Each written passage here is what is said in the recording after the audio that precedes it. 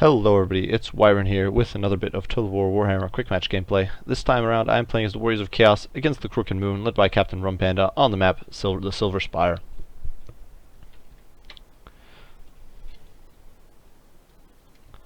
So, I'm going to be throwing things into slow-mo real quick, because the match doesn't start fairly quickly.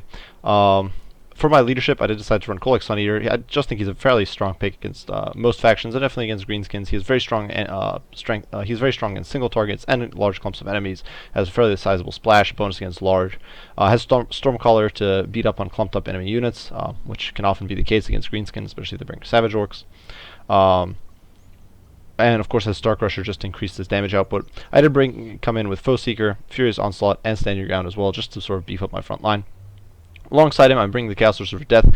I do think this is a nifty pick almost always for Chaos, simply because he does come with Spirit Leech and Fate of Buna. Fate of Buna can be very potent against enemy Black Orcs. Spirit Leech is just general utility against either a large single model or large large model units, and otherwise, and as well as a Scroll of Protection, just to sort of beef up a specific unit that I want to keep alive for a little bit longer. Then for frontline, I'm running 3 units of Forsaken, one of which is leveled up with leftover points. Forsaken, very cost efficient, very strong against squishy infantry. They should perform very well against most orc units, except for, of course, Black Orcs. And unfortunately, my opponent brought a lot of those, and Forsaken won't perform too well against them, but against basically anything else that's orcish, even trolls and orcish cavalry, they will perform very, very well. Then backing those up, I have 3 units of Chaos Warriors with great weapons. While they are not able to trade quite one-to-one with Black Orcs, they are definitely a very cost-efficient unit, coming in with very high armor, which most greenskin units will struggle against as they lack good armor piercing. They're fairly cheap, have solid charge bonus, solid weapon strength, just a very, very strong unit overall. And strong leaderships, which will make them pretty hard to break. And then on my flanks, I do have 2 units of Chaos Knights with Lances and 2 units of Chaos Warhounds, split up to support each other, one on each flank. The Chaos Knights with Lances is basically just there to dish out a lot of hurt to enemy targets, whether that be charging into infantry, dealing with enemy cavalry. Of course, the Chaos Warhounds is just there to support the Chaos Knights, making it easier for the Chaos Knights to engage. That sort of thing. Chaos Knights are very strong against most greenskin cavalry, especially Chaos Knights with Lances, but normal Chaos Knights can do very well as well because of their high melee defense, making it hard for Orc Cavalry to really get good damage in. Now, for my opponent, he did bring a bit of a cheesy build, I think, coming in with a Night Goblin Warboss on a Giant Cave Squig, with Potion of Strength, Potion of Toughness, Potion of Foolhardiness, Stand Your Ground, Wa, and the Spite of the Bad Moon to increase missile resistance, which I think is a bit of a strange choice, given that Chaos does not have a tendency to bring too much missiles fire. He's backed up by 2 Goblin Big Bosses and Spiders, both coming in with Slippery and Potions of Strength, and the Arachnarok Queen, which once again I think is a bit of an interesting choice. Definitely a strong unit, capable of causing terror, and has Strider, has Poison, can dish out a lot of hurt. But the Spiderlings aren't particularly useful against Chaos, because Chaos doesn't really have skirmishers to be interrupted. For my front line, my opponent is running 4 units of Black Orcs and 2 units of Orc Big Guns mixed in over here, which will definitely provide him with very strong anti-heavy infantry core, as well as some damage against large units, should I have brought Trolls or Manticores, or of course against cavalry such as Chaos Knights, or even Kholek Suneater, of course. So very strong overall. Now, on the flanks, he is coming in with 2 units of Goblin Wolf Rider, Wolf Rider Archers, which I think is a little bit interesting. They're not particularly great against Chaos because they have low armor piercing, but they can whittle down units over time, and they are fairly cheap. On the other flank, he has Goblin Wolf Riders, which I think is even less explicable. I think these 2 choices of cavalry were definitely a bit of a strange pick against Chaos, especially the Wolf Riders, because they don't cause fear. Vanguard's okay, but Chaos, it doesn't have too much of a tendency to really bring skirmish units, once again. And so Wolf Riders against heavily armored Chaos infantry, whether that be Forsaken or Chaos Warriors with great weapons, will simply perform very, very poorly. They even won't do too well against Chaos Warhounds with Poison. So, throwing the game into full speed. I didn't bring Kholek largely because he's capable of force pathing through most Orc units. The Orcs have a very hard time shutting him down. He's very mobile, has high speed, high mass, dishes out lots of hurt, as mentioned before. Unfortunately, the way my comp was set up here, I wasn't really able to put my Chaos Sorcerer of Death on a mount, and that will shortly hurt me quite a bit. I charged Kholek into the Black Orcs because immediately, as this game was starting, I knew that I was heavily outmatched on the armor-piercing front because 3 Chaos Warriors with 3 Forsaken are not really able to stand up to 2 Big Guns and 4 Black Orcs. The Black Orcs can definitely win if in a 1-to-1 with Chaos Warriors, and he has more Black Orcs than I have Chaos Warriors. So I definitely have to rely on my support tools to kind of break things here. So I do try to slow down these Black Orcs, make it and dish out a bit of hurt ahead of time with Kholek, and then pull him away immediately once all these Goblin units come in. I do pop a Fate of Buna on these Black Orcs with my Chaos Sorcerer of Death, and start tying down my opponent. I am trying to focus the Orc Big Guns down with the Forsaken. The Forsaken will perform very, very well against them. As you can see, these guys are already melting down. They did do quite a bit of damage to Forsaken, but they should lose that fight in the long run. And now I'm throwing my Cavalry into the flanks, ignoring my opponent's Wolf Rider Archers, and ignoring his Wolf Riders. They are fairly pitiful. They won't really be able to do very much. So I just throw my Cavalry into the fray, aiming to deal with my opponent's infantry. Unfortunately, my Chaos Sorcerer of Death, who is not mounted, as I mentioned prior, I do believe I mentioned prior, is not able to escape. He does get swarmed by all these enemy units who also pop their potions just to get extra damage in, and they absolutely annihilate him. There wasn't very much I could do.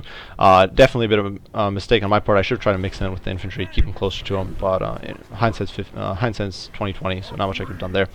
Now, over here, with the terror provided by Kholek's mere presence, even though I wasn't microing him there, I do manage to force a rout from these Orc Big Guns, which will then snowball into them getting run down by the Forsaken, who have been buffed by standard die from Kholek. In the meantime, Chaos Warriors do get charged in the rear, but at the same time, because this right flank has been absolutely annihilated by the Chaos Warriors, the Chaos Knights, and the Poison Warhounds, I'm able to push to my opponent's flank, tie down his heroic units, tie down this last unit of Black Orcs, as my opponent desperately tries to shut down Kholek's Sun Eater.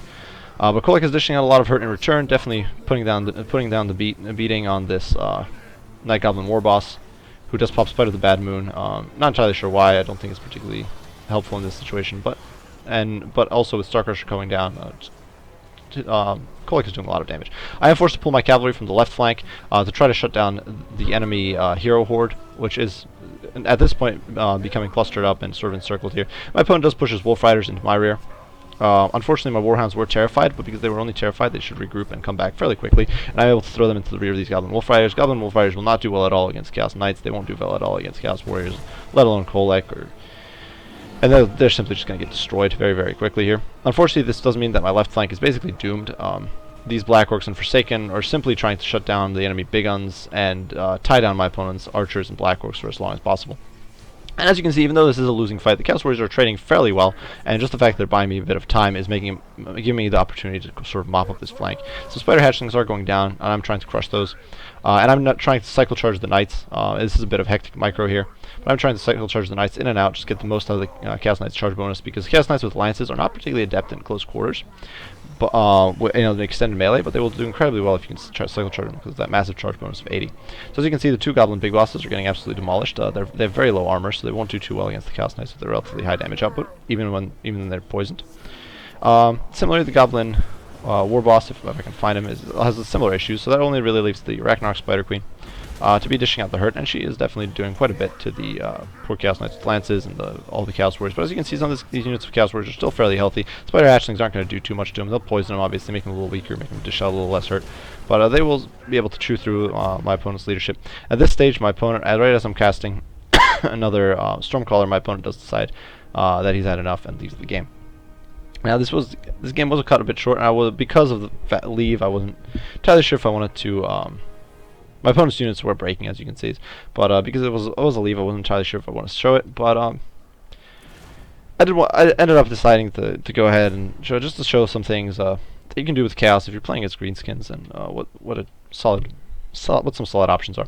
Now, in retrospect, I think I should have not run Chaos Knights with Lances. If I had dropped the Chaos Knights with Lances and run generic Chaos Knights with Swords, I would have had the money necessary to run a Chaos Sorcerer of Death on a horse. And if he had been mounted, he would have been most likely capable of outrunning or force pathing his way away from this enemy, my opponent's Goon Squad, and that would have definitely helped me. If I'd been able to get a few more Spirit Leeches off, if I'd been able to get a few more Fate of Buna off afterwards, that would have definitely helped mop up the Black Orcs a little quicker, deal with the Big Guns perhaps.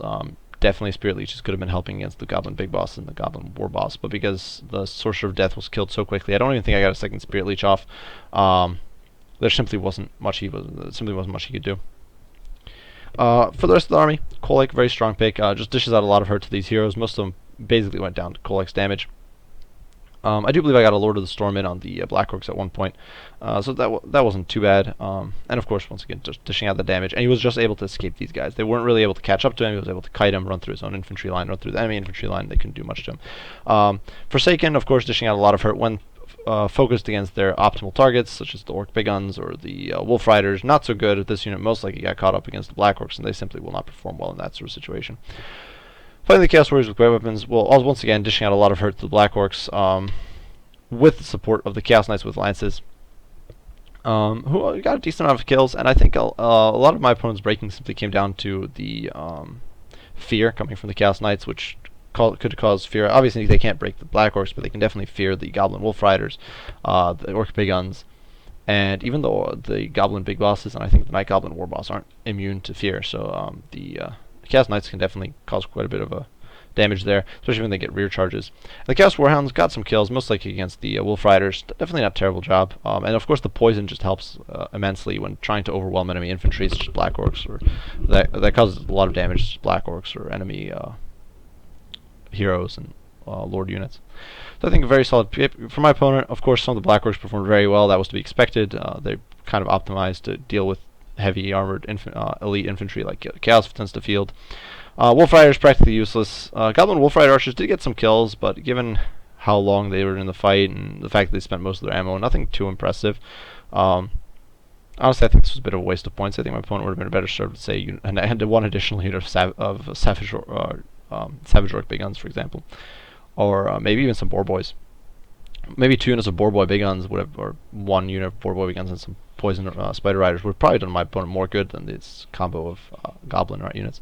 And the Arachnarch Spider Queen, which once again just helped fill up that goon squad of Night Goblins and meant to assassinate my lord. So definitely good game to my opponent. I had a lot of fun in spite of the fact that it was cut short. I do hope you guys enjoyed.